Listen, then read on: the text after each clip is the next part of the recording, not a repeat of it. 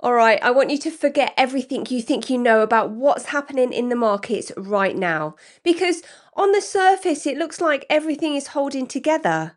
Crypto hasn't collapsed, stocks aren't in full panic mode, and even with war disruption and rising oil prices, the system still looks like it's functioning. But when you zoom out and really start connecting the dots, you realise something very different is happening. Not a collapse, not a crisis that's already played out, but something much more dangerous. A system that's under pressure, being held together while the real stress builds underneath. And today we're going to break that down properly because this isn't just about oil and this isn't just about war and it definitely isn't just about crypto. This is how the entire global financial system is connected and what happens when one of its most important pieces, energy, starts to break. And once you understand this, you'll see why the market feels so strange right now and why the biggest moves usually happen when everything still looks fine. Now, before we get into it, if you're new here, my name's Paula, and on this channel we break down what's really happening in crypto and the global markets. Not just what's on the charts, but the bigger picture behind it. And as always, if you want to know the exact strategies we use in the Crypto Wolf Pack to make money in both the bull market and the bear market, we've made a completely free course for you. It's called the Crypto Liftoff course, and the link is in the description. Right, let's get into this. So, to understand where we are right now, we need to start with something that most people are getting wrong. The world is not running out of oil. That's not the problem. On paper, there's actually enough oil. Global supplies going into this year was expected to meet or even exceed demand, especially with strong production from the United States and non-OPEC countries. So, if there's enough oil, why are prices spiking and why does the market feel stressed? The answer is this: the problem isn't the oil itself, it's the system that moves it, and that system has just taken a major hit. Right now, one of the most important pieces of infrastructure in the global oil market is the Strait of Hormuz.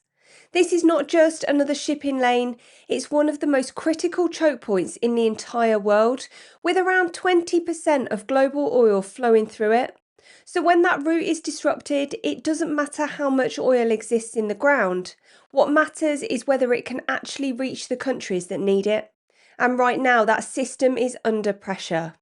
Exports from major Gulf producers have already been affected.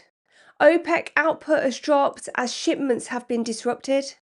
Some countries can reroute small amounts through alternative pipelines, but nowhere near enough to replace what normally flows through that route. And that's why we're seeing something very specific in the oil market. Not just higher prices, but near-term oil trading at huge premiums compared to future prices.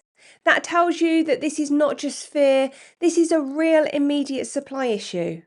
But at the same time, the market is still unsure whether this becomes a long-term problem.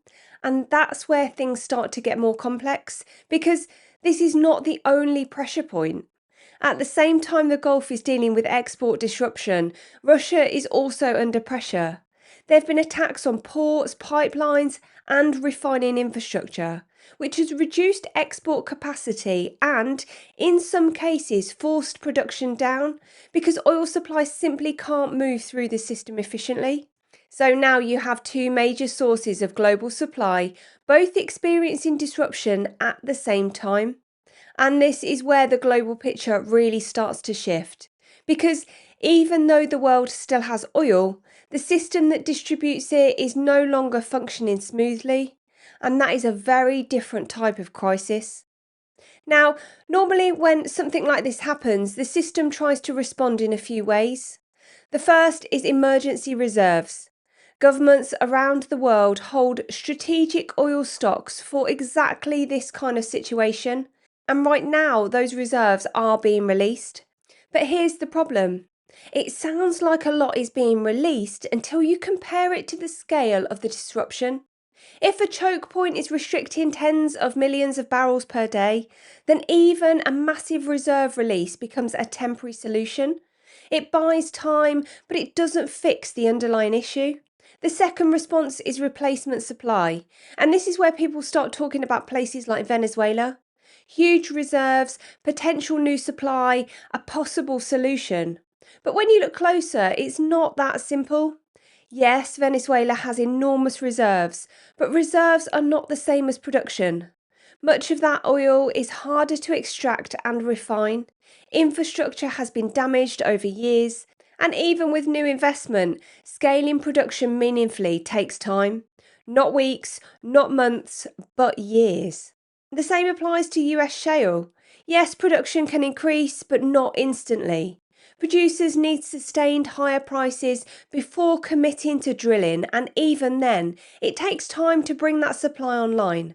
So, what you end up with is a system that loses supply quickly but replaces it slowly, and that creates a gap. Right now, that gap is being filled by emergency reserves and demand destruction. Higher prices reduce consumption, economic activity slows, and parts of the system begin to adjust. And this is where the story moves beyond oil, because once energy costs rise, everything else starts to feel it. Inflation becomes more persistent, central banks can't ease policy as quickly, liquidity stays tight, and financial conditions become more restrictive. And this is where it connects directly to crypto, because crypto doesn't exist in isolation anymore. It reacts to liquidity, to macro conditions, and to global capital flows. So when liquidity is constrained, crypto struggles, especially altcoins. But even with all this happening, markets have not broken fully, and that's the part that feels confusing. Because if the system is under this much pressure, why hasn't everything dropped sharply?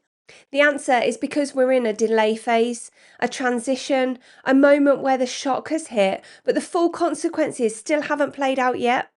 Central banks are still managing the system, liquidity hasn't collapsed, and institutions are still positioned. That creates an environment where everything looks stable on the surface, but underneath the pressure is building. And this is the phase that often confuses people the most because it feels like the market is ignoring reality.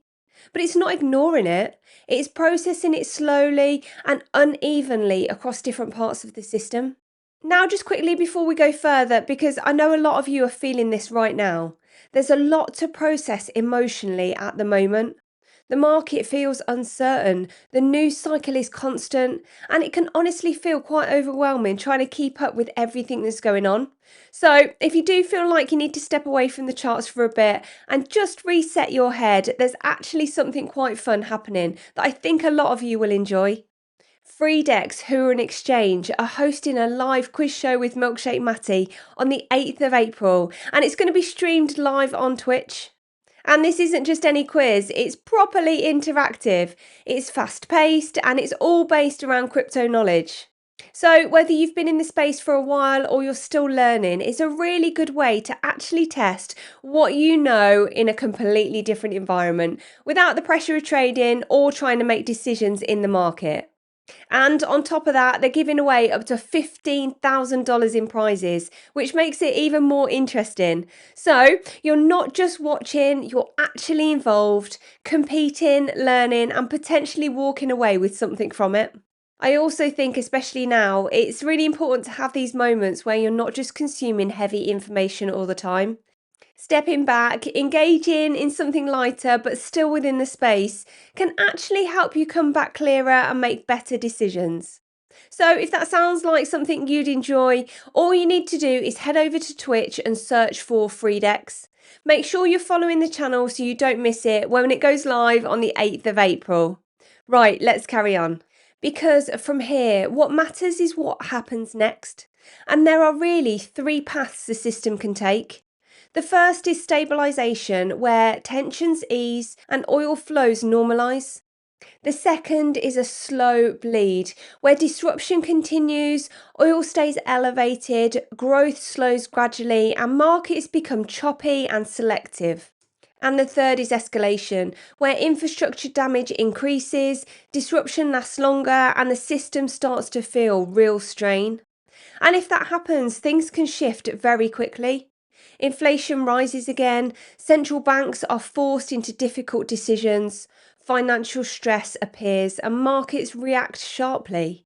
But even then, that's not the end of the story, because when systems come under enough pressure, they eventually respond.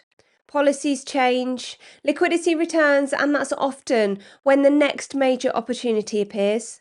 So, where does that leave us right now? It leaves us in a system that is still functioning but under strain.